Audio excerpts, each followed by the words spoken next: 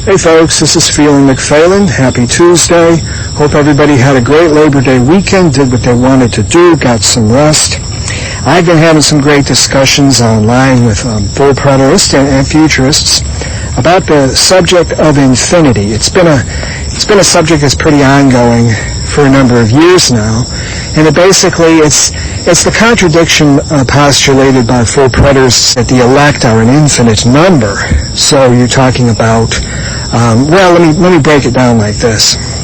The elect, and I'm not going to go into all of the theological debates and disputes about election, reprobation, and whatnot. I think we can all agree, all evangelicals can agree. Election represents an individual or a people, a group that are selected for a special purpose. So they're selected out of a larger group. Now, this is always expressed by way of fractions. So you have the numerator being the election, being that which is taken from, a larger number being the denominator. So you've got a fraction right there, buddy. A fraction. And it's always expressed, it can always be expressed by way of fraction, or you can express it via your common pie chart.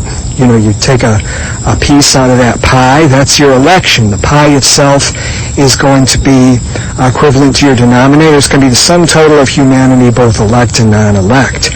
So the numerator can never be greater than the denominator. In this case, what the full preterists have done, they're claiming that the elect are an infinite number.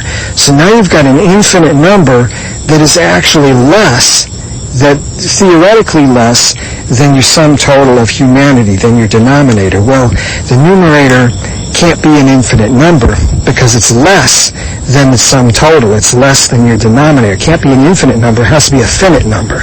Even if you made your denominator an infinite number, then you would have the problem of infinity being subdivided into parts, being subdivided into increments or degrees. Now, infinity itself is not measurable, so you can't divide it into parts. Anything that is not measurable, that is not determinable, can't be divided into parts, because then you're quantifying it. Then you're saying, well, then you have an actual quantity, you have an actual amount. So that's the real problem with infinity. It's a mathematical problem, it's a logical problem, it's a theological problem. It's a theological problem because the full preterists are claiming that that the elect, that humanity goes on forever and ever and ever. There's an infinite procreation. From that infinite procreation, you're selecting, God's selecting, an infinite number. Only way you can have election is if your numerator is smaller than your denominator. And that's what Paul wrote when he was expressing the doctrine of election in Romans chapter 11. The elect hath obtained it, the rest, or logoi, were blinded. So the rest, that remnant that was blinded, that's going to be part of your denominator. Your denominator being elect and non-elect, the whole sum total. And of course the election being extracted from that, you've got, whether it be 1/3, 2/8, 1/2, whatever, your numerator is always going to be smaller than your denominator. But that's pretty much the problem. And this all goes back to, it's very, very similar, though not identical, to Zeno's paradox of Achilles and the tortoise, where you have the tortoise got a 500-meter start on Achilles. Achilles ran the distance, but during that time, tortoise traversed the same distance, so Achilles never catches up with the tortoise. But the problem with full preterism is that it doesn't recognize that historic terminus. Whether you're amillennial or premillennial, it doesn't really matter. It amounts to pretty much the same thing, that there is a historic terminus, and that beyond that terminus you don't have infinite procreation going on forever.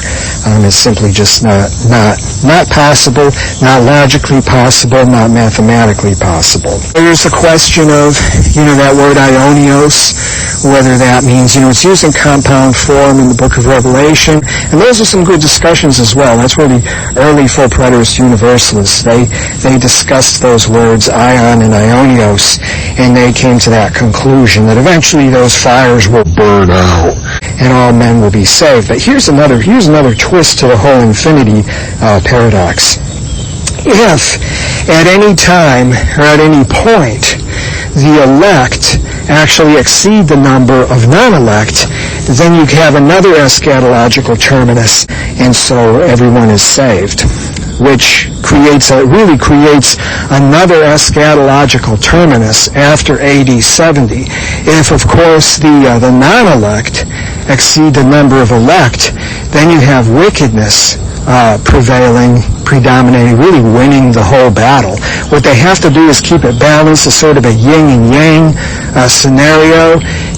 Keep that going on forever into infinity, and so God's enemies are never really destroyed. There's a lot of problems, folks, with this whole notion of things going on forever and ever. I mean, Paul said that the things that we see are temporal, the things that we don't see are eternal. So this whole world, this whole framework, this whole construct, global construct, creation construct, call it what you will, has to end at some point, and that's really what the scriptures say. So anyways, I just didn't want to beat a dead horse. I just wanted to put in my 2 cents to the whole infinity issue. I've been studying this for many, many years, over 15 years. Since I left full preterism back in 2007, so it's not that I don't know what I'm talking about. The problem with full preterists is they haven't really thought these things through.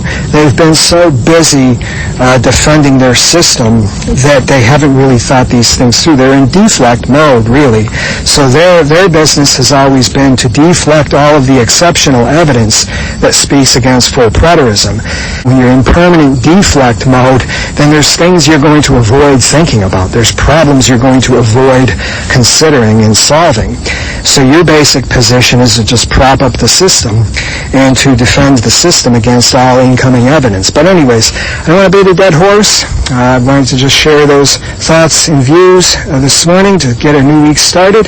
Thanks again for listening. Thanks for tuning in, everyone. Thanks for your thoughts, your comments, your observations. Hope everybody has a great day and a great week, and I'll talk to you soon. Bye.